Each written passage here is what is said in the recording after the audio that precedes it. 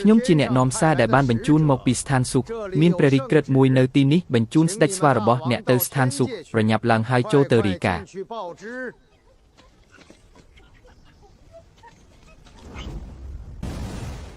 ស្ដេចស្វាខាងក្រៅមានបរិះចំណាស់និយាយថាជាទូតដែលស្ថានសួគ៌បញ្ជូនមកមានព្រះរាជសារមកយាងស្ដេចស្វាយើងគិតពីការឡើងទៅកំសាន្តនៅលើឋានសួគ៌ពេលពីថ្ងៃនេះចំពេលដែលទូតសួរមកយាងខ្ញុំល្មម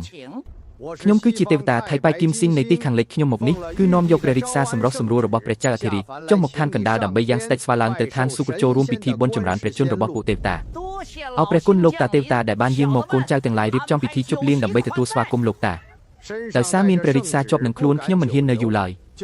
សូមស្ដេចស្វាយាងទៅជាមួយខ្ញុំឥឡូវនេះចាំស្ដេចស្វាឡើងឋានៈសិនចាំពួកយើងចូលជែកគ្នាបន្តដោយរីករាយអរគុណណាស់ដែលបានផ្ដល់កិត្តិយសអញ្ជើញមកតែបែរជាទុកឲ្យលោកតាត្រឡប់ទៅវិញទាំងពុះតោទេពួកឯងត្រូវតែប្រយ័ត្នប្រយែងក្នុងការអប់រំកូនចៅឲ្យបានល្អចាំយើងឡើងទៅលើមេឃមើលផ្លូវសិនក្រោយមកនឹងនាំពួកឯងឡើងទៅរស់នៅជាមួយគ្នាទទួលបញ្ជា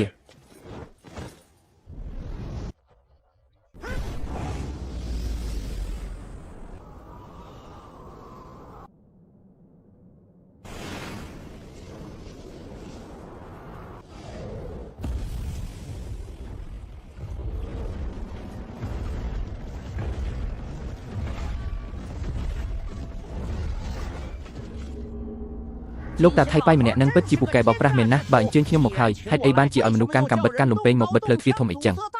សូមមហារាជកុំខឹងអីព្រះអង្គមិនដែលទៅដល់ឋានសួគ៌ពីមុនមកទេពួកទេវតាឆ្មាំទ្វារមិនស្គាល់លោកទេធ្វើម៉េចនឹងព្រមឲ្យស្ដេចស្វាចូលទៅចាំដល់ថ្ងៃរៀបចំឡើងជាព្រះមហាទេពសិនធ្វើតាមច្បាប់ទម្លាប់ចុះឈ្មោះទាំងមន្ត្រីនឹងរៀបរួចរាល់ទើបអាចដើរចេញចូលដោយសេរីហឹបាននិយាយអញ្ចឹងមិនបាច់ក៏បានតែខ្ញុំមិនចូលទេលោកម្ចាស់ចូលទៅខាងក្នុងជាមួយខ្ញុំវិញល្អជាងពួកទេវតាចម្បាំងនិងកងទ័ពទេវតាទាំងអស់បើផ្លូវនេះគឺជាបុព្វបុរសនៃអាណាចក្រខាងក្រោមខ្ញុំទទួលព្រះរាជសារគឺទ្រង់ជាអ្នកចាត់ឲ្យគាត់មក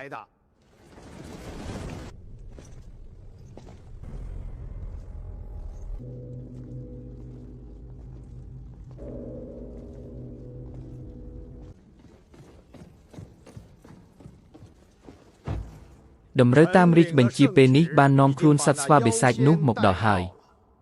មួយណាជាអាទិទេពបិសាចគឺខ្ញុំនេះហើយអាស្វាព្រៃមួយនេះមិនព្រមលុតជង្គង់ពិតជាគួរឲ្យស្លាប់មែនមិនស្គាល់ច្បាប់ទម្លាប់សោះស្វាមួយក្បាលនេះជាបិសាចមកពីឋានកណ្ដាលមិនយល់ពីច្បាប់ប្រចាំរាជវាំងទេអត់អន្ទោសកំហុសរបស់គេសិនចុះទទួលរាជប្រោសប្រណីទទួលបញ្ជាពិនិត្យមើលថាតើនៅកន្លែងណាខ្លះដែលខ្វះមុខតំណែងផ្លូវការរាជវាំងសួគ៌តាមបណ្ដាវិមានគឺមិនខ្វះមុខតំណែងមន្ត្រីនោះទេមានតែតំណែងមើលថែសេះជាន់ខ្ពស់ម្នាក់ខ្វះអ្នកគ្រប់គ្រងចម្បងម្នាក់ទទួលរាជប្រោសប្រណី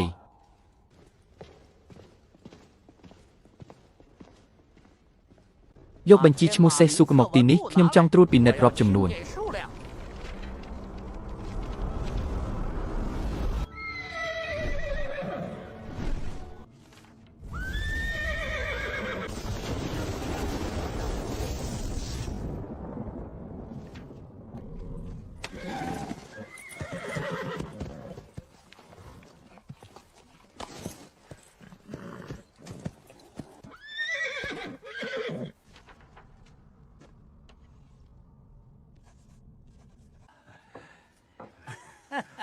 ហាអាតំណែងមើលសេះនឹងគឺជាមុខតំណែងតូចតាចបំផុតមិនស្ថិតក្នុងលំដាប់ថ្នាក់គ្មានឋានៈច្បាស់ជាធំខ្លាំងណាស់ហើយហាមិនមែនធំទេគ្រាន់តែហៅថាមន្ត្រីក្រៅជួរមន្ត្រីក្រៅជួរជាអ្វីពោលគឺវាជាថ្នាក់មន្ត្រីចុងកន្ទុយគេបង្អស់ដែលទាបជាងគេនិងតូចតាចបំផុតអាចធ្វើបានត្រឹមតែអ្នកមើលសេះប៉ុណ្ណោះលោកឯងមើលថែសេះបានធាត់ត្រលុកត្រលន់ល្អខ្លាំងណាស់ប្រសិនបើសេះស្គមបន្តិចបន្តួចនោះត្រូវរងទណ្ឌកម្មក៏ប្រសិនបើសេះមានរបួសត្រូវរងការពិន័យនិងកាត់ទោសហ៊ានមើលងាយខ្ញុំដល់ថ្នាក់នេះផងខ្ញុំបានធ្វើជាស្ដេចធ្វើជាបុព្វបុរសនៅលើភ្នំគូលែនហ៊ូគូហេតុអ្វីបានជាមកបោកបញ្ឆោតខ្ញុំឲ្យមកមើលថែសេះឲ្យវាទៅវិញអ្នកបម្រើកំពេចកំប៉ុកដែលទើបនឹងចូលថ្មីធ្វើតែប៉ុណ្ណោះ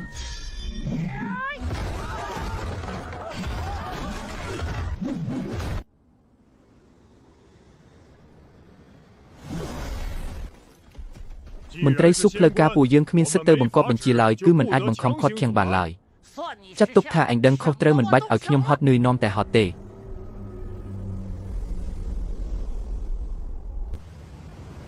កូនចៅយើងត្រឡប់មកវិញហើយ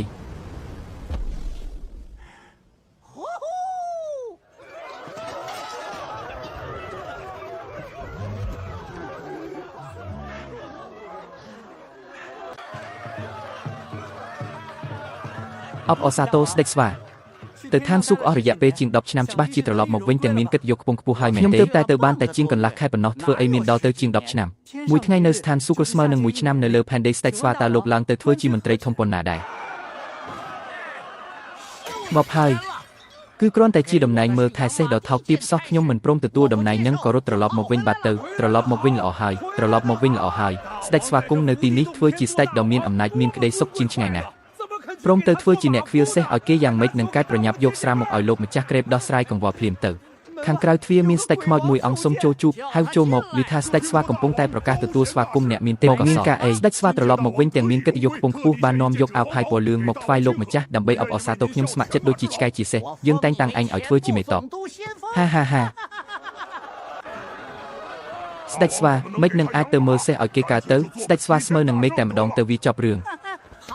ហាល្អប្រញាប់ទៅធ្វើទង់ជ័យមួយភ្លាមទៅសរសេរអក្សរធំ4ម៉ាត់ថាមហាទេពស្មើមេឃរួចបង្ហូតព្យួរឡើងទៅចាប់ពីពេលនេះទៅហើយយើងថាមហាទេពស្មើមេឃតាមព្រះរាជបញ្ជាយើង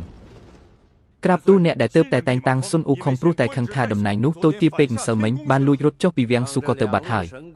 ឲ្យទេវតាទាំងពីរក្រុមនេះត្រឡប់ទៅបំពេញតួនាទីរៀងខ្លួនវិញទៅយើងនឹងចាត់តបស៊ូកលាទៅចាប់អាបិសាចនោះភ្លាមខ្ញុំស្ម័គ្រចេញច្បាំងយើងតែងតាំងអ្នកទាំងពីរឲ្យធ្វើជាមហាសេនាប្រមុខបង្ក្រាបបិសាចនិងមហាទេវតានៃមហាសមុទ្រទាំង3លើកតបចុះទៅឋានកណ្ដាលភ្លាម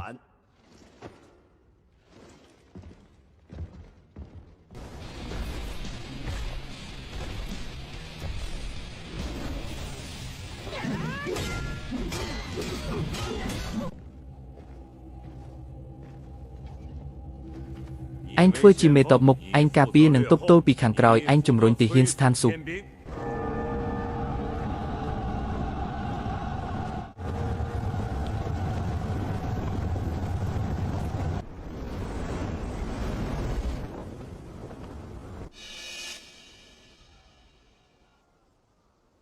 ជូលេងសិន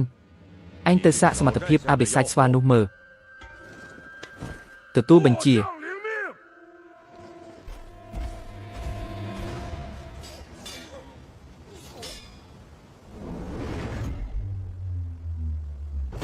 សត្វរិឆានទាំងឡាយប្រញាប់ទៅរាយការណ៍ប្រាប់ស្ដេចពួកឯងភ្លាមយើងមេតបធំមកពីឋានស៊ូក៏ទទួលរាជសារមកដើម្បីបង្ក្រាបវាបើព្រមចេញមកចុះចាញ់ពួកឯងក៏មិនបាច់រងការឈឺចាប់ឬមានរបួសដែរ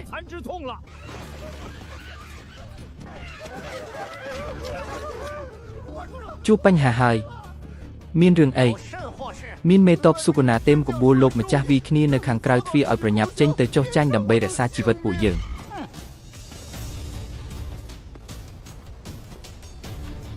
ឯងស្គាល់យើងទេទេវតាកំពេចកំពុកមកពីណាមេតបស្រួចស្ថិតក្រោមបង្គាប់ពេលទេវតាលីធានវាងដ៏ខ្ពង់ខ្ពស់អតិទេពជូលេងសិនយាងចុះពីមេឃប្រញាប់ចុះចូលនឹងឋានសួគ៌ភ្លាមទៅទេវតាកំពេចកំពុកអស់ទាំងនេះដើរអួតក្អេងក្អាងយើងគួរតែវីឯងមួយដំបងឲ្យងាប់ខ្លាចតែគ្មាននរណាទៅរាយការណ៍ទុកជីវិតត្រឡប់ទៅរាយការណ៍ទៅឋានសួគ៌ក៏សិនចុះទូលថ្វាយព្រះឥន្ទថាបើព្រមដំឡើងបុណ្យស័ក្តិតាមសមត្ថភាពទេយើងមិនប្រើកម្លាំងទេបើមិនដូច្នោះទេយើងនឹងវីលុកចូលវិមានស៊ូករាទ្រង់មិនអាចសោយរាជបានយូរទេយើងលើកលែងជីវិតឲ្យអញដោះលែងជីវិតអញទៅចុះ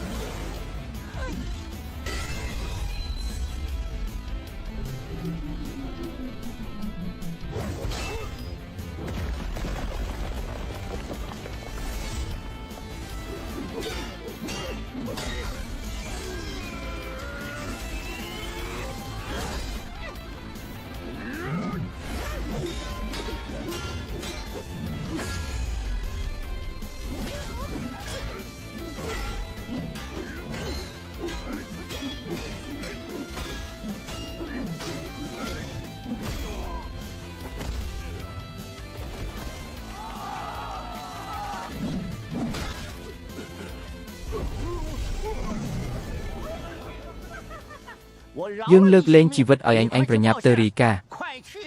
ឲ្យលឿនស្វានោះមានអំណាចមិនធម្មតាប្រយុទ្ធចាញ់វាហើយត្រឡប់មកទទួលទោសសារភាពកំហុសវិញ anhធ្វើឲ្យខូចស្មារតីកងទ័ពយើងអូវីចេញទៅកាត់ក្បាលភ្លាមបតាបន្ធូកំហឹងសិនទៅហើយសុំលើកលែងទោសឲ្យជូលេងសិនចាំកូនទៅប្រយុទ្ធមួយវានោះនឹងដឹងថាវាមានសមត្ថភាពកម្រិតណា